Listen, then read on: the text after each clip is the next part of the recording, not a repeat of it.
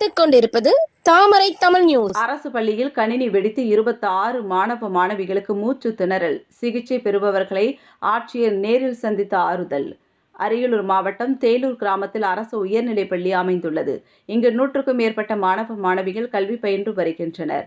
இந்நிலையில் அங்குள்ள கணினி அறிவியல் ஆய்வகத்தில் உள்ள கணினி வெடித்ததில் கரும்புகை ஏற்பட்டு மாணவ மாணவிகளுக்கு மூச்சு திணறல் ஏற்பட்டது. மேலும் பக்கத்தில் இருந்த அறைகளுக்கும் கரும்புகை பரவியதால் அங்கிருந்த பள்ளி மாணவ மாணவிகளுக்கு மூச்சு திணறல் ஏற்பட்டது. இதனையடுத்து சுமார் 26 மாணவ மாணவிகள் தற்போது அரியலூர் அரசு மருத்துவக் கல்லூரி மருத்துவமனையில் சிகிச்சைக்காக சேர்க்கப்பட்டுள்ளனர். இச்சம்பவம் அறிந்த மாவட்ட ஆட்சியர் ரத்தினசாமி அரியலூர் அரசு மருத்துவக் கல்லூரி மருத்துவமனைக்கு நேரில் வந்து பாதிக்கப்பட்ட மாணவ மாணவிகளிடம் நடந்த சம்பவம் குறித்து கேட்டறிந்து வருகிறார்.